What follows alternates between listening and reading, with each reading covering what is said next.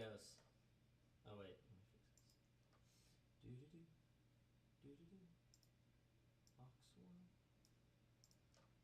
And it's church chat time. Here we go. Boom. It's church chat with Pastors Dan and Dave. Come hang out with us on our stream. It's Church Chat Wednesday.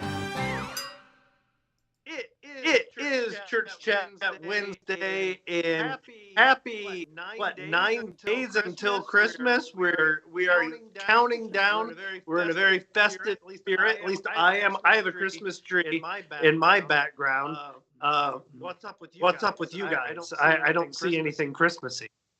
No, but you do see the United Methodist Church represented right there. Lame. I want to see Christmas. That's handmade, baby. I made that. Did you really? I have blue lights in the background. That's one of the Christmas colors. Blue is the actual color for so well done. Blue, red, and green. What is that? Is that blue, hot red, sauce? and green. Hot sauce. Why do you have Frank's Red Hot sitting next? It's always on our table, along with these. Have you ever heard the tagline for Frank's Red Hot? Yes, I have heard. Yes. It does repeat it to the PG show. Yes. But at our house, that is true. See, I've never been a big hot sauce guy, and I think that's a. It's a cultural thing. I mean, I don't know what culture difference you and I have, but there's definitely. You go to different places. It's weird. Around here, you have salt and pepper on the table. That's what you have. But there's different places you go, and you have to have the Frank's Red Hot, or you have to have a jar of honey on the table, or whatever it might be. I don't know. Well, that was how I explained the cultural difference to people when we moved here. Is like. Back home, you have like Stoli's, Polish kitchen. Here you have country kitchen in Northwest Ohio. You know what I mean? Yeah. And I do say that. One of the pepper is a spice. Condiment is when I was in Zambia, the condiment that everybody had on their table, and I love it, is ground nuts. It's just ground up peanuts, and they just sprinkle it on everything. Huh. I would really dig it. I mean, it added some protein, it added some flavor. It was really good. I like that. Now I've had Somalian food, and they always serve it with like a banana. So you take the banana and you mush it. Okay. And then whatever you're eating sticks to your fingers. A banana or a plantain? It was a banana.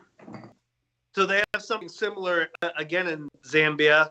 It's Nshima is what it's called, and it almost looks like mashed potatoes, but you make it out of corn or maize or whatever. And there's a bowl of it, and everybody reaches in and just grabs something, makes a bowl of whatever, and then that's what you scoop up everything else with. Doesn't sound very COVID friendly. It sounds like a bad idea at this point in time, but that's how everybody would eat. That was served at like every meal. And it was funny too, because, this is way off topic of what we were going to be talking about today, but when we would ask we were asking kids questions while we were there about like, what's your favorite food? And I was expecting them to say, if you ask American kids that, it's going to be pizza, it's going to be macaroni, it's going to be, something like that, something that tastes good. They liked Nshima because they said, yeah, it's the most filling thing. I was like, oh, yeah. So, definitely culturally different. Like all of them said that, so that was a ridiculous question. Of course, that's our favorite. Has no flavor to it, but it's just the taste of every meal. It's the thing that fills you up, which is probably a healthier way of looking at food than the American way of looking at food, I would imagine. So, all right, we have a very fun show in just a little bit. I've been teasing this since last week.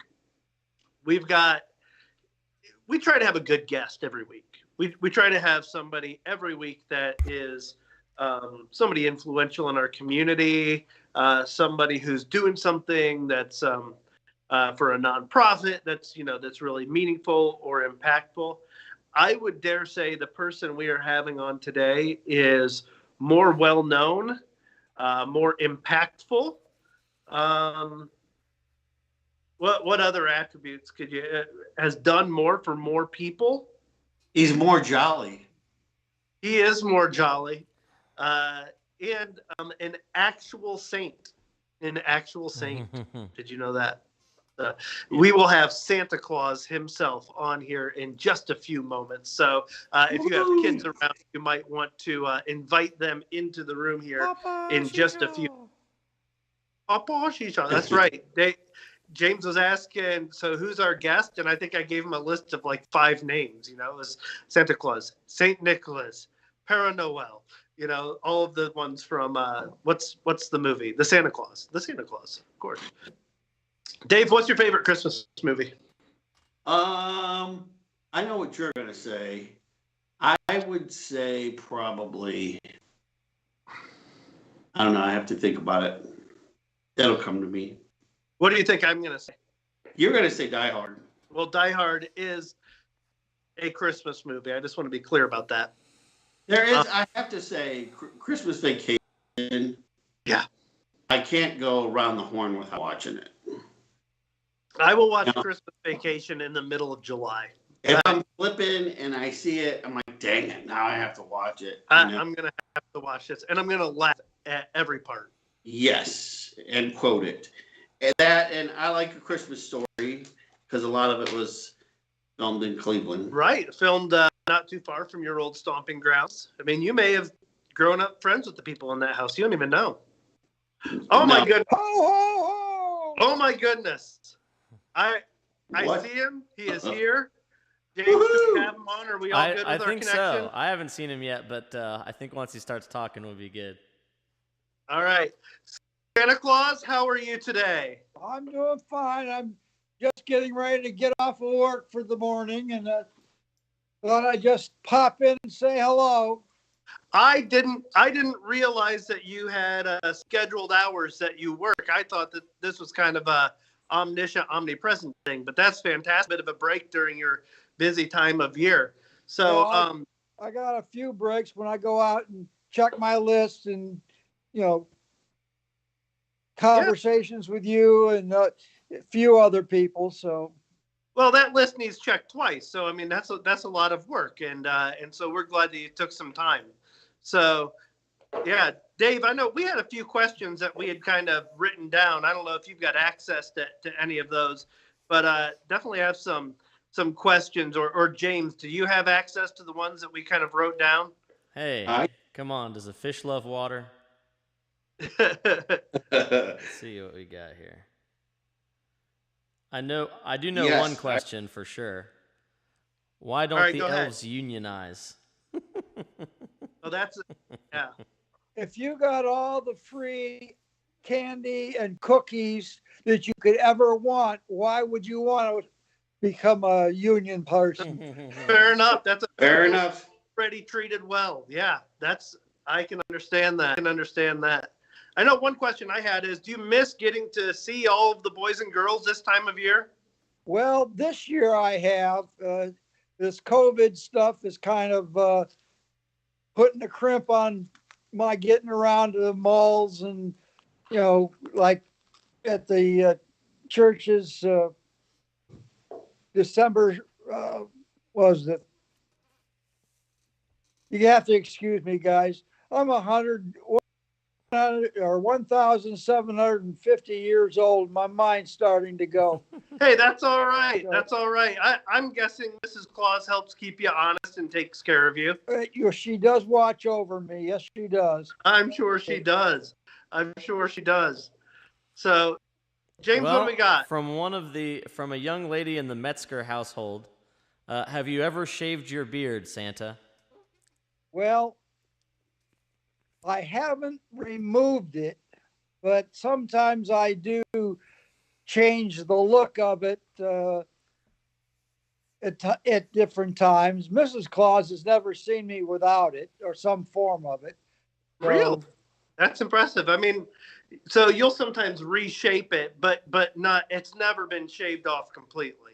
No, it's like probably the Monday after Christmas, I'll shave it down or have it trimmed down a bit just so I can sneak out for maybe a vacation sometime and people may not recognize me as easily. Santa, That's a do great you idea. have a vacation plan this year after Christmas? Well, with COVID and stuff, we haven't really planned anything for this year.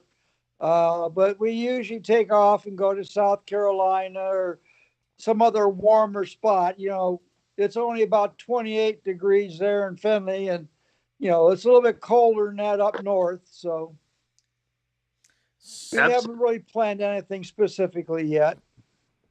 So what's You your ahead. favorite snack or cookie that people leave out for you? Well, I like snickerdoodles. I like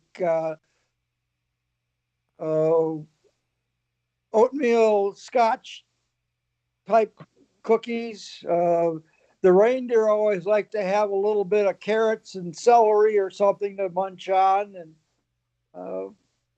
those are just a few of the things. I assume the reindeer never really have to worry about you taking their carrots and celery. You're going to give those right to them. You're going to stick with the cookies. Well, not necessarily.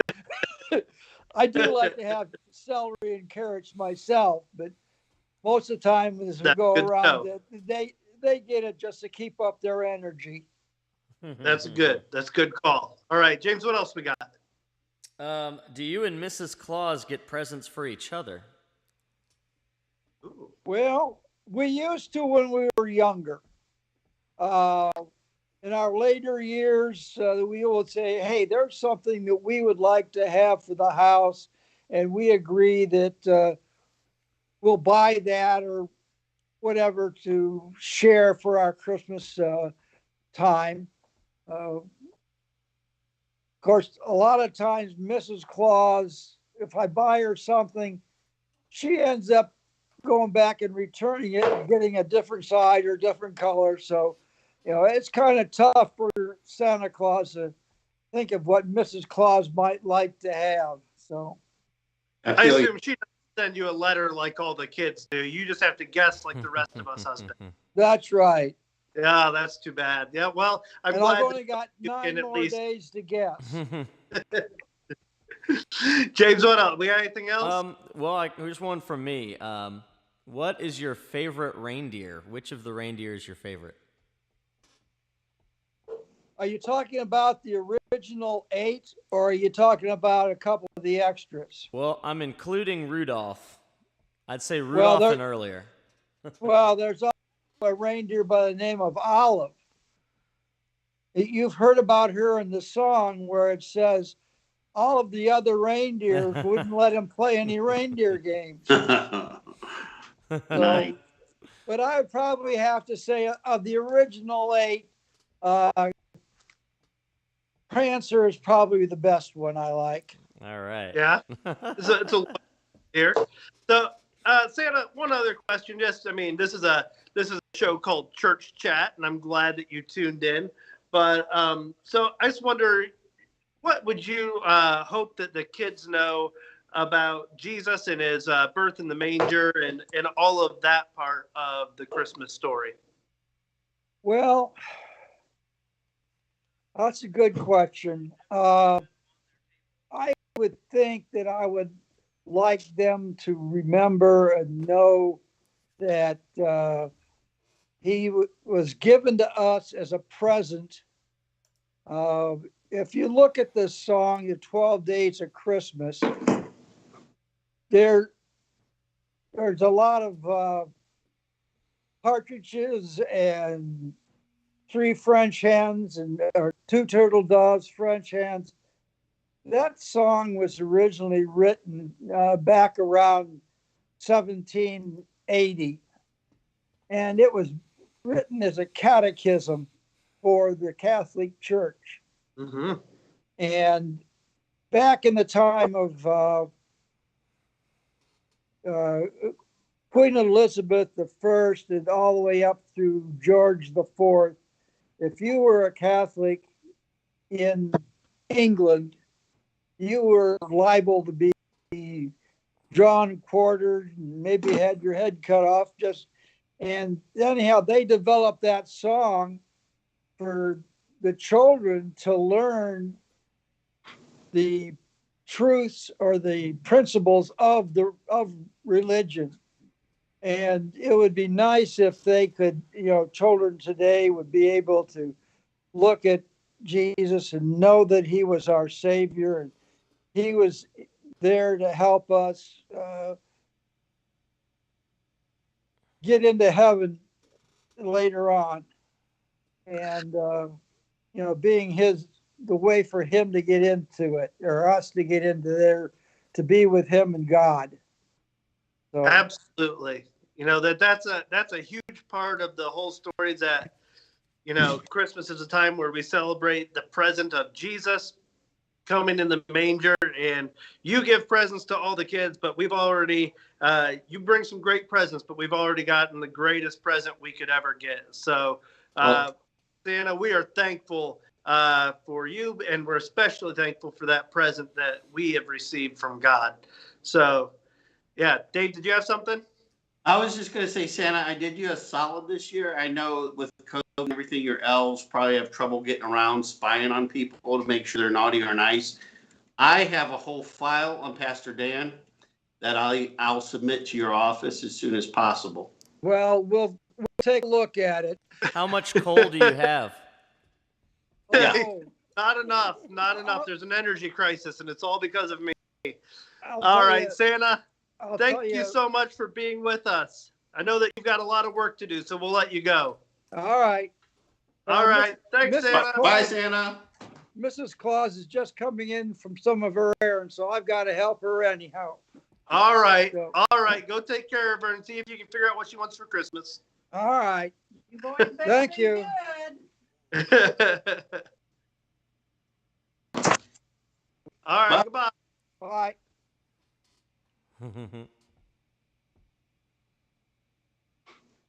Okay, fellas. So if you were Santa and you could have a snack, what would it be?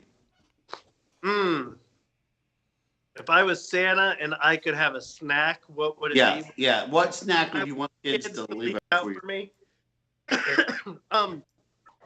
think I'm usually not much of a dessert person, but Christmas kind of changes that in me. And so I'm cool with I'm cool with that, with some of the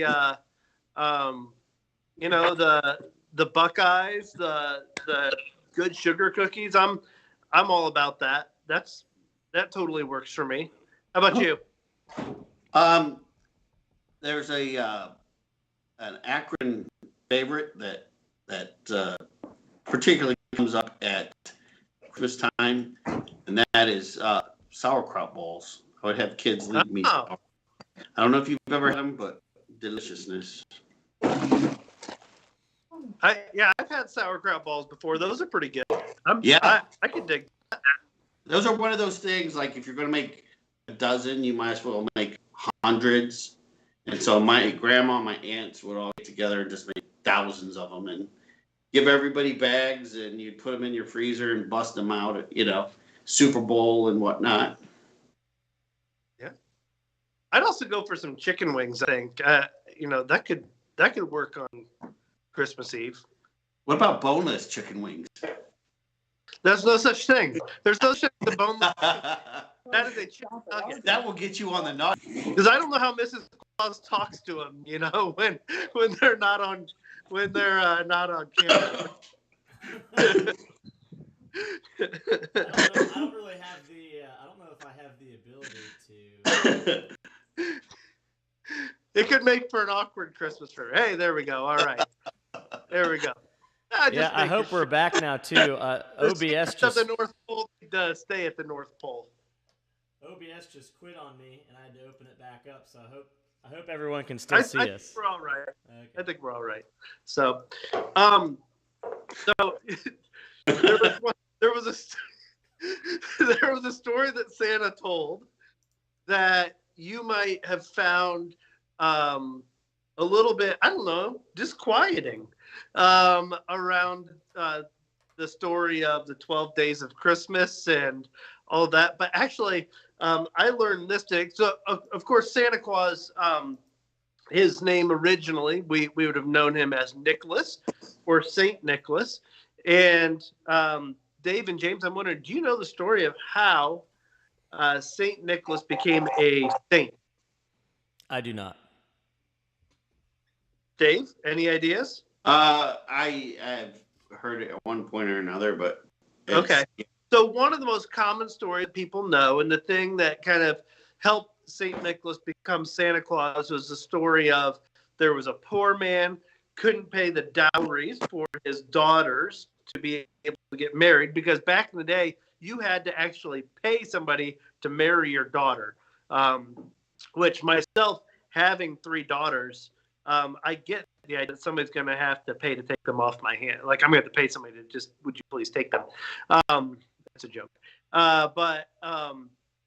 So he, St. Nicholas, found out about this and threw into their open window bags of gold that landed in socks that were hung by a chimney.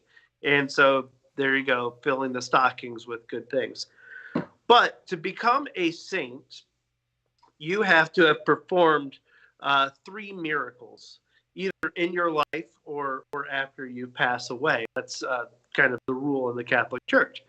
So the way that Santa became, this is true, the way that Santa became the patron, or St. Nicholas became the patron saint of children, was that there was a butcher in the area who had run out of meat, and so found 3 children just outside of town and thought he could pass them off as ham if he cut them up and pickled them. And Nicholas resurrected all 3 children out of the butcher's pickling barrel. So that was his miracle that made him the patron saint of children. How about that for a Christmas bedtime story? You know, it's like all those old stories. They're just jacked up, man. Oh, the old German tales, where like Cinderella came from and all that. Those were rough. The Grimm's fairy tales. Yeah, there's actually a podcast on that kind of tells the original stories of all that stuff in all their full gruesomeness. I can't remember what it's called. Maybe it's lore. I don't know. But anyway, that's a part of how St. Nicholas turned into the patron saint of children, and then became the Santa Claus we know and love today, with a little bit of help from Coca-Cola. Well, the first part I had heard, right? That's from the you, more common. from you, yes, nerd. Could you like those kind of love it historical things? So the first one I heard from you. The second one seems like I might have heard it, but maybe not. Maybe I blacked it out because it's kind of horrid. But because it's one of the worst things you've ever heard in your life. Yeah. Yeah, it's a little rough. I'd rather him make toys. Yeah, rosy cheeks, elves, the whole thing. But if Santa's here regardless, and we're happy for that. Yeah. So just want to let some people know about kind of what's going to be going on with Christmas services coming up. What all is going to be happening with that? So we have been working hard behind the scenes to make a lovely Christmas Eve service video. That's going to go live on Christmas Eve at 7 p.m. It'll be both on Facebook and on YouTube. We try to also get a link up on our website itself, just so that it's out and people can share it. A lot of music, a lot of scripture, a little bit of teaching, and hopefully something you and your family can enjoy together. During that, you'll have an opportunity to share in Holy Communion and also light your Advent Christmas Eve Christmas candle. So to get those things, if you can use your own candle, you can use your own communion elements, that's totally fine. Or you can, there's 3 other ways that we can get them to you. The first is you can just stop by the church office during church hours, and we'll be happy to get you those. You can call the church office, let us know that you would like elements and candles, and we'll do a no contact delivery at your house. Or on Christmas Eve from noon to 2, we will have a live nativity drive-through, and we can give them to you there. So that's some of the stuff we got going on for Christmas Eve. So I'm excited about it. It's exciting. Sorry, I had a frog in my throat. Better get him out of there. So I know. Why and where did that saying come from? You know what? I don't want to know, because it's probably another one of those terrible origin I know stories. where raining cats and dogs came from. I want to know. Cats and dogs, the people, they had thatch roofs, and cats and dogs would sometimes sleep up on the roof, but then if it rained really hard and everything got soggy, sometimes they just fall right through. Well, that would be rough. That would be. Or so I read. That. Yeah. So, one of the other things that I'm really looking for, and David, James, you guys could also help me out with, I need pictures of people's families with just at your home holding lit candles that we can add to the Christmas Eve video, because I think that's going to be one of the things that people miss the most is, being able to do that with your church family, lighting those candles together. And so just seeing one another's faces, I think, would be a really cool thing. So if you can take a picture of that, just you and your family, or just you yourself with a lit candle in your home, you can send that in to me, email, text, whatever, and we'll try to include that in the video as well. Then on the 27th, we'll also have Sunday morning worship, just like what we've been having. You'll have video of that as well. And, hopefully with vaccines coming out, things like that, there'll only be another month or so, month or two, who knows, and things will start turning around the other way, but we just don't know yet. So until then, we'll do our best to keep it safe. So Absolutely. that's what's going on. So Dave, are you or are you not today going to build a snowman? I will not. I just had a whole kiln worth of pottery that I have got to deliver, and down to We Serve Coffee if you want to grab some coffee and a nice Christmas present. And I'm working on a sermon for someone who's been under the weather, and so I will be doing those 2 things today. Well, it sounds like you've got a full day. It will be, yeah. Good deal. So yes, I believe it's just a man cold, and so I'm gonna stick with that until I have some reason to think otherwise. Yeah. But trying to stay safe and stay away from It always everybody possible. makes you paranoid, doesn't it? Yeah, because it's kind of like what I said. Is there still such thing as getting just a normal Yeah. cold? I get a cold.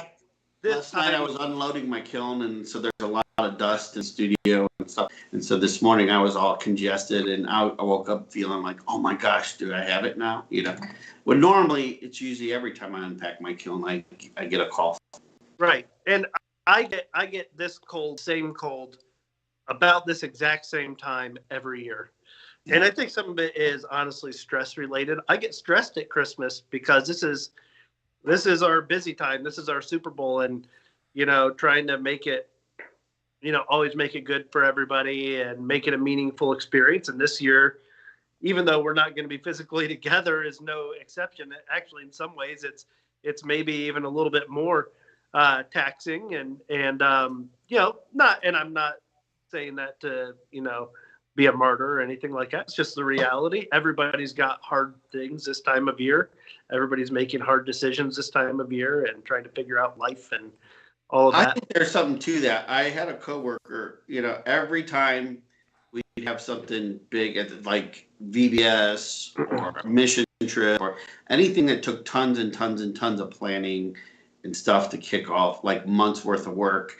And then the event would happen, and 2 days later, I'd get sick. I had a coworker who said, I think it's because stress. And I think there's something to that. There probably is. I'm not an epidemiologist. I don't know. Is that even the right word? I don't know. But we got you, boo. We're all good. We'll make it through. So, the reality is, we've been working on this kind of stuff since the beginning of December. We've been we've been making plans for Christmas Eve that's not going to be able to be in person. How can we do it in a safe way and in a meaningful way? And we're about there. So if you really want to help me out, just send me your pictures of the candles, and that's the last thing we got to do, and then we get to kind of just do our best to kind of get into Christmas and hopefully stay away and quarantine ourselves a little bit, so that no matter what it is, man cold or otherwise, being able to celebrate Christmas properly. So that's kind of the idea. Very cool. So, all right. Anything else for the good of the order? I think we're good.